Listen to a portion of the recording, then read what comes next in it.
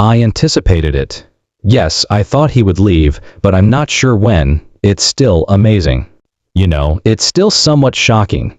I'm still in shock. Although it's difficult to picture the comic king harboring resentment, Mel Brooks wasn't always amused behind the scenes. As the crowds burst out laughing, Brooks was silently yelling at a few chosen celebrities. The renowned filmmaker didn't hold back when discussing everything from ego conflicts to complete creative breakdowns. The truth is now known. Mel Brooks detested these 5 actors beyond all others. Wilder, Gene. In Hollywood, betrayals might come from strangers, competitors, or executives. However, Gene Wilder, whom Mel Brooks considered family, caused him the greatest pain. This was more than just a professional disagreement. Even in silence, the division reverberates for decades. Wilder wasn't only another person in Brooks's social circle, he was his partner in the artistic world. Brooks claimed that the only performer he knew could complete my jokes before I could write them. Together, they changed the comedy genre rather than only producing comedies. The makers disregarded the regulations. They were destroyed by Flaming Saddles as well as Young Frankenstein. That was their pinnacle, a masterwork in black and white that struck a balance between humor, terror, and heart. Ironically though, that movie also signaled the start of their downfall. The teamwork was fierce behind the scenes of Young Frankenstein. The majority of the script had been written by Wilder, who had meticulously crafted its rhythm and tone. It was directed by Brooks, who fought the studio to preserve it in black and white and infused each scene with his distinct energy. The finished product was flawless, totally realizing a shared vision. But Wilder had more to say after the lights went off and the praise came in. The Adventure of Sherlock Holmes's Smarter Brother was a brand new script that he had created. He was passionate about the project. He wanted to be more than just an actor. In order to eventually take on a new role behind the camera, he wanted to direct. And he looked to Mel Brooks, the one person he believed would support him. Mel, however, refused. It was no mean rebuff. According to reports, Brooks actually enjoyed the writing. He had faith in Wilder's ability, but he also had faith in readiness and timing. Wilder wasn't prepared to direct, Mel thought. He believed he was. Later, Brooks told a friend, "I was aware that he wasn't." Although it was frank, the assessment was harsh. Wilder heard no worry. He heard treachery. Mel stepped away when he needed that same faith to return, even though he had trusted Mel with his words and instincts and had supported his wildest dreams. Everything changed in that instant. Without him, Wilder continued on. He brought in Marty Feldman, Malin Khan, and other characters from the Brooks universe to create Smarter Brother on his own. However, something was lacking. There was a strange chemistry. There was no magic. The hallowed Brooksian rhythm, the time, was gone. The opinions of critics were divided. The audiences were perplexed. It wasn't Young Frankenstein, but it wasn't a catastrophe either. Mel also compared it to witnessing someone attempt to use someone else's crayons to reproduce your childhood photo. Silence replaced the distance that started with no sour quotes, no tabloid feuds. Now there were only 2 individuals breathing independently who had before shared creative oxygen. They were silent for years. There was no financial or credit breach, and Mel reportedly told a friend, "It was like watching your brother pack up and leave home, except he left with your best joke." Trust, the silent, unspoken connection that had characterized their job, was the source of the hurt. Years later, they unintentionally crossed paths again at an event none of them had anticipated going to. It was not a scene from a movie, just a handshake, a few tactful jokes, and the meticulous restoration of something that had once been indestructible. No big apologies. No slow-motion hugs. In public, they grinned. They never collaborated again in private. It was because something had changed, not because I was angry. At one point, Brooks claimed that the only performer he ever trusted with unfinished ideas was Gene. The undeveloped characters, the comic line-free drawings, and the disorganized concepts that still need to be clarified. Additionally, Wilder had always been able to shape the pandemonium and finish the joke. However, that trust disappeared after Smarter Brother. Mel wasn't mean, he didn't disparage him or put him on a blacklist. However, artistic fidelity was not a contract in Brooks's world, it was a code. Furthermore, you didn't enter the circle again after leaving it. Even when they praised one another in interviews years later, something was still wrong. Although there was warmth, love, and respect, there was no cooperation. Never again. Mel Brooks dedicated his life to creating disorder with order and insanity with framework. Wilder was more than simply a co-star to him. He was the person who could hear the joke before it was said, the echo in the room. However, there was a scar left when Gene left to share a story by himself. Not malevolently, but specifically because he was so familiar with Mel. And occasionally, the individuals who know you the best are the ones who can pull the thread. Jerry Lewis and Mel Brooks are legendary characters in the history of comedy. Both were masterminds of chaos. In their own right, both are legendary. They were visionaries who merged the roles of creator and performer, creating whole universes out of ridiculousness rather than merely cracking jokes. They frequently referenced each other's names together, masters of self-parody and comic sarcasm. However, they never worked together, even though there were obvious similarities between them and studio pressure to do so. Not once. And it wasn't a coincidence. Brooks made the conscious choice, which was influenced by respect, prudence, and ultimately, silent contempt. Big personalities were nothing new to Mel Brooks. He had collaborated with troubled artists, misfits, and divas. As long as it suited the plot, he flourished in creative chaos. He didn't put up with conceit that dominated the group. And he recognized a hazardous blend in Jerry Lewis. Yes, there was brilliance, but it was hidden beneath layers of ego that could have destroyed anything in its path. Like many in Hollywood, Brooks saw the genius in Lewis's revolutionary physicality and the crazy professor. Lewis's impact on contemporary humor was something he valued. He even referred to him in private as a comic architect, someone who could build a joke from the ground up. However, he also described him as smart and draining, because Brooks didn't appreciate the guy even though he respected the job. Behind Lewis's on-screen craziness was a reputation that had a negative impact on studios. There were rumors that he was rewriting sequences without authorization, fighting with directors, and draining every room of its vitality with a mix of insecurity and bombast. Collaboration frequently deteriorated into confrontation due to his emphasis on control. Furthermore, a soloist who disregarded the sheet music had no place in Mel Brooks's shows, which he conducted like well-planned symphonies. The pivotal moment occurred in the middle of the 1980s while Life FX, a little-known but ambitious satire, was being developed. The project, which was designed to take a scathing look at identity and class, was a high-concept notion that was perfect for Brooks's humorous sensibilities. It focused on a billionaire who was forced to live among the destitute. Jerry Lewis was floated by the studio for a significant supporting part when casting talks got underway. Executives thought his involvement would lend credibility and possibly even generate awards excitement because he was still well known. Mel didn't hesitate though. He reportedly told his producer, "I don't need someone who thinks I'm funnier than the film." That was it. No second chances, no negotiating. For Brooks, the movie always came first. The main attraction was the story.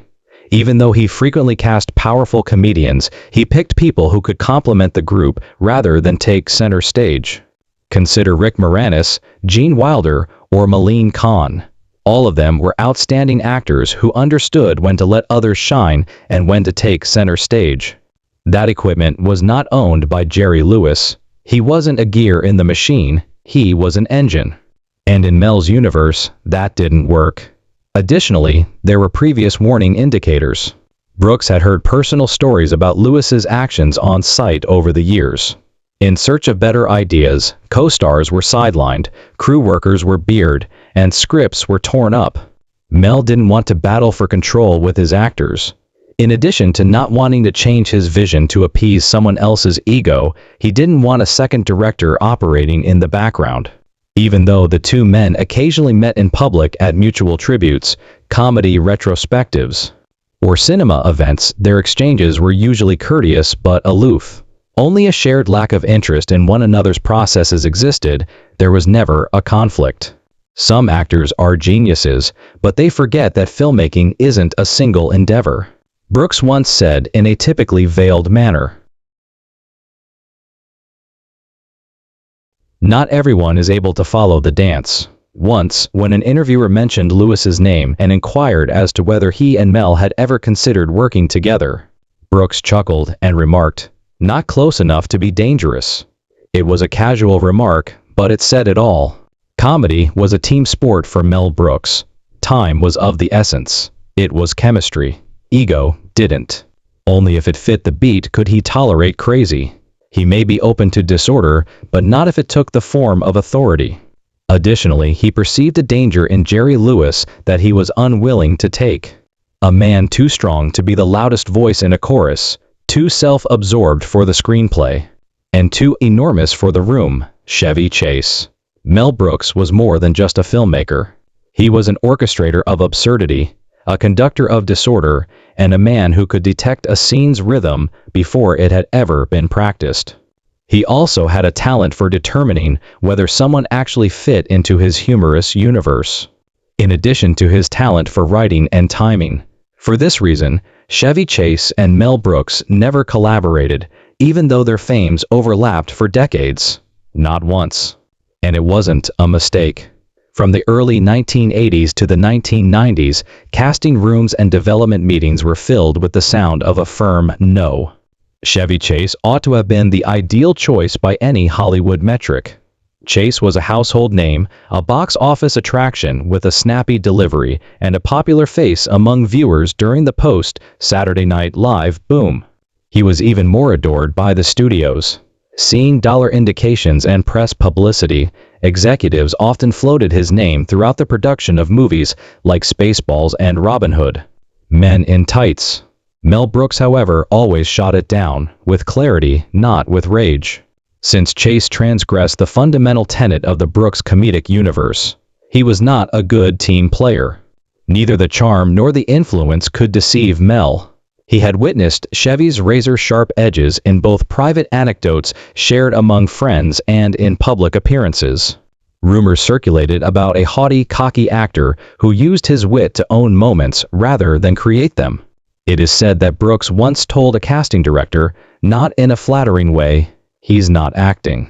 He's waiting for everyone else to stop talking so he can prove he's the smartest guy in the room." Comedy was communal in Mel's universe. The soloist wasn't the main focus. The symphony was the subject. The casting for Spaceballs was the most significant what-if of their non-relationship. Chase was a strong candidate to play Dark Helmet, the evil, dim-witted Darth Vader parody. Chase made sense on paper. He possessed the timing, the posture, and the voice. Mel Brooks, however, hardly thought about it. He was thinking of someone else. Moranis Rick. Why? Rick is aware of when to back off. That one comment sums it all up. Chevy only knows how to interrupt. Mel clarified this later. For Brooks, dominance was not the true charm of humor. Trust was at issue. When to make a joke and when to let someone else take the punchline were key considerations. That was Moranis's instinct. Chase didn't. Mel didn't reject Chevy out of personal resentment. It had a philosophical bent. Brooks was not a fan of detached humor. Sincerity was required for his stories, no matter how absurd. Mel expected believing whether it was a Western based on fart jokes or a musical about Hitler. The characters had to seem sincere to the audience. Mel also saw a performer in Chevy Chase who was always too cool to give a damn. There was always a sneer. The feeling is always undermined by the irony. Brooks reportedly informed a coworker that Chase did not dance with comedy but rather crashed it.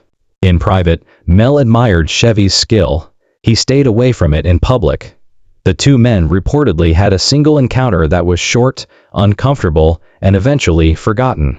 That was the closest Chevy ever came to the inner circle of Brooks, and as the conversation came to an end, Brooks smiled wryly and added, "Maybe in another universe." Brooks made references to actors who observed their own performances in subsequent interviews. performers who are so theatrical and self-conscious that they lose sight of the present. Mel simply grinned and continued when an interviewer inquired if he was speaking to Chevy Chase. His style was that quiet exclusion without resentment or conflict, because the largest personality in the room was not what Mel Brooks wanted. He wanted the most giving. Surprise moments, not just in the script, but also in the emotions, frequently produced the best laughs in his films. You needed performers who trusted one another to get those. Conversely, Chase was infamous for undercutting scene partners, employing silence as a tactic, and constantly having to have the most witty voice on screen. Chevy Chase never entered Brooks's world, despite going on to become a comedy icon and major star in his own right. He didn't fit in, not because he wasn't funny. Chase was a lone wolf in a world designed for the pack, representing the reverse of the timing, trust, and collective energy that characterized the cosmos. When Harvey Korman appeared on screen, he was a revelation. He had the ability to turn a smirk into a tantrum and turn a joke into a poem. When Mel Brooks cast him, he understood exactly what he had. Blazing Saddles, High Anxiety, and History of the World all include a comic engine with a dramatic edge and impeccable timing. Section 1. Some of Brooks's scathing jokes were delivered by Korman. One minute he was a Shakespearean villain monologue, the next he was a complete idiot. Behind that genius, however, was an unspoken friction that persisted and ultimately led to the silent, unavoidable end of their artistic collaboration. For 10 years, Korman was the mainstay of sketch comedy on The Carol Burnett Show, where he had earned his comedic stripes. Improvisation, freedom, and fluidity were the norm in that setting, which allowed actors to improvise and change a scenario in real time. He was accustomed to adding his own taste, modifying lines, creating eccentricities, and receiving laughter. Mel Brooks, however, had a much more efficient ship. He choreographed his sets in a symphonic style. Every beat had a purpose. All of the reactions were measured. He wasn't a scene director. They were being led by him. Additionally, the entire score collapsed if one instrument performed out of time. Despite his brilliance, Korman frequently played off tempo. The production of High Anxiety 1977 was the culmination of their creative tension. Brooks's parody of Hitchcock's suspenseful films. Korman was chosen to play the icy domineering head of the Psychoneurotic Institute for the very nervous Dr. Charles Montague. It was a meaty role, full of visual ridiculousness, haughty lines, and an exaggerated villain. Korman, however, desired to reimagine it. He brought ideas, new tics, other phrases, and entire scenarios that he believed should be incorporated to the set. The part, in his mind, was not finished yet. Mel Brooks was adamantly opposed. The humorous section has already been written. "We just need you to do it," Brooks reportedly said to him, and the line landed like a gavel. After that, the energy start was altered. Consistently self-assured and methodical, Korman started to pause in between takes, challenging direction and resisting blocking and wording. He wasn't stubborn. He had an analytical mind. But those pauses turned into foundational flaws on a Brooks set when rhythm was paramount and timing was precious. Normally friendly and humorous with his performers, Brooks started to distance himself. What had started off as a vibrant, cooperative dynamic cooled off. They were not yelling at one another. They weren't having a public argument. However, the shoot became passive warfare, as one crew member subsequently explained. Every choice turned into a delicate bargain. Mel's notes were like a tug of battle. Each of Korman's performances had to struggle through levels of artistic conflict. Brooks swore to a producer at one point, "Harvey desires the role of director. That task is already mine." Their relationship had degenerated into mere logistics by the last several days of filming. Brooks used his aide to deliver notes. Between takes, Korman kept to himself. Flickering behind frosted glass was the warmth that had previously made Burning Saddles feel like a wildfire. Nevertheless, the performance was successful. The image of Korman on screen was flawless. You have no idea how much stress it was to get there. That was his competence. his professionalism, and his capacity to perform well under duress. For Mel Brooks, however, the process was as important as the final product, and he made a silent choice after experiencing a lot of anxiety. Not out of animosity, but more exhaustion, Harvey Korman's name never made an appearance in another Brooks production. On set, some actors are a source of joy. Harvey, according to Brooks, delivered brilliance, but it was constantly met with opposition. No public outcry occurred. They just acknowledged in silence that they had reached their breaking point, without using harsh language or causing any rifts. Together, they had reached the humorous summit. However, getting there had sapped the enthusiasm that made working together enjoyable. Future endeavors shouldn't be spent negotiating every laugh, according to Brooks. Mel Brooks was all about rhythm, and he wanted everything to flow. He was able to work with turmoil. As long as everyone fit together, he was open to eccentricities and ego. However, the joy left the room when comedy began to feel like combat. Brooks had no desire to prevail in artistic contests. He aimed to produce resonant laughter, and it would not be a problem if it meant losing one of his most skilled partners. Langella, Frank. Actors in Hollywood frequently lose their roles as a result of studio politics, scheduling conflicts, or changes in casting. However, it wasn't to another actor that Frank Langella lost Dracula, Dead and in Love. Mel Brooks, the filmmaker himself, beat him. Langella appeared to be the logical, even ideal solution on paper. His portrayal of Dracula on Broadway in the late 70s, which combined dark sensuality, tragic gravity, and aristocratic elegance, had already earned him acclaim. At least two audiences who liked their vampires dressed in velvet capes and existential dread saw him as Dracula. And Langella's name came to mind naturally when Mel Brooks started to build his humorous take on Bram Stoker's story. He had the presence, the voice, the height, and the lineage. What might go wrong? The moment Langella entered rehearsals, the disconnect began. The brooding, romantic bloodsucker Langella had made famous was not at all what Brooks had in mind. Dracula, loving and dead.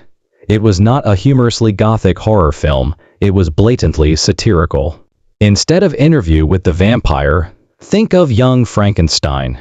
Rapid-fire on-liners, deadpan insanity, Pratt F. Falls, and a leading actor who could strike a balance between hilarious collapse and theatrical earnestness were all things Brooks desired.